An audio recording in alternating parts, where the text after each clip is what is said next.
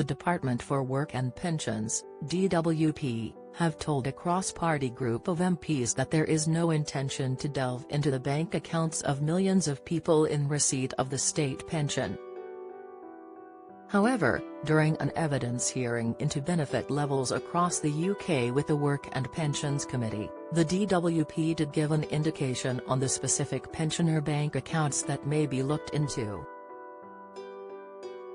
Chair of the committee, Sir Stephen Timms MP, wasted no time asking DWP boss Mel Stride MP directly about planned amendments to the Data Protection and Digital Information Bill, which will give the DWP new powers to access the bank account of any person in receipt of a benefit payment provided by the UK government, past or present.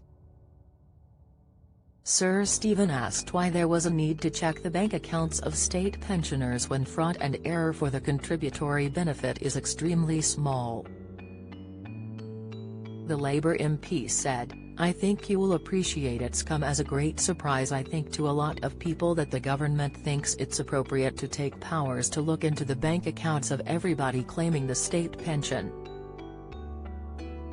The Work and Pensions Committee heard that measures within the Data Protection and Digital Information Bill would be primarily aimed at trying to find and stop fraud in the benefits system. DWP Director General for Labour Market Policy and Implementation Catherine Green, explained, the powers are about enacting the government's fraud plan, published in May 2022, to tackle the nearly £9 billion fraud issue. The latest Public Accounts Committee report, published on Wednesday, said that more than 200,000 state pensioners have been left out of pocket by a total of £1.3 billion, while some £8.2 billion has been overpaid in benefits in the past financial year due to fraud and error in the system. The committee heard that the majority of fraud is related to universal credit claims, but there is a very small amount of fraud and error in the state pension related to people living abroad.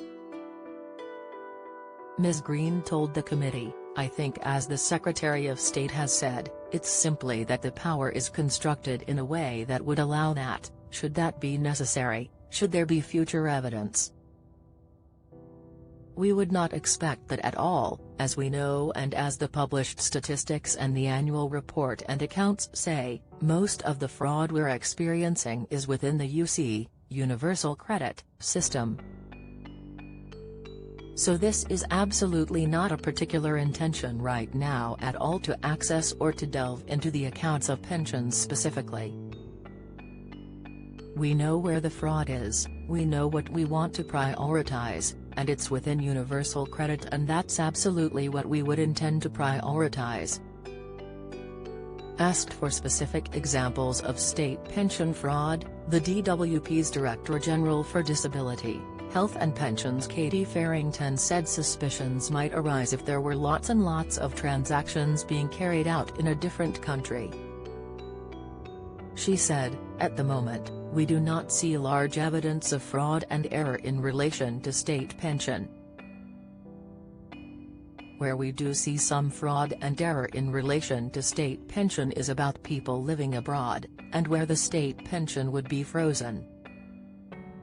And if you were resident in this country, your state pension would be uprated. So it's a very small number of cases at the moment." She said the powers would give the government the freedom and the ability to tackle fraud, where it does arise. However, Ms. Green clarified that there would be no direct access to people's bank accounts through the powers, but that the power would allow the DWP to ask for bulk data from financial organizations such as banks, where we have an indication where there is fraud and error. Get the latest Record Money news. Join the conversation on our Money Saving Scotland Facebook group for energy and money saving tips, the latest benefits news, consumer help and advice on coping with the cost of living crisis. Sign up to our Record Money newsletter and get the top stories sent to your inbox daily from Monday to Friday, including a special cost of living edition on a Thursday. Sign up here. You can also follow us on X, formerly Twitter, at @recordmoney_ for regular updates throughout the day. Seeking to reassure the committee, Mr. Stride said, "We wouldn't be exercising these powers on any other grounds, other than, that there was a signal given, in terms of the data that we were seeking, that there could be, or a reasonable expectation there might be, error and fraud involved." He said while there is a very low level of fraud regarding state pensions currently, it's not inconceivable at some time in the future that might change. Mr. Stride added, "Of course this is all subject to the affirmative procedure and the statutory instrument going through the House, so it would be finally for the House to decide whether these measures were proportionate and acceptable." Join the Daily Records WhatsApp community here and get the latest news sent straight to your messages.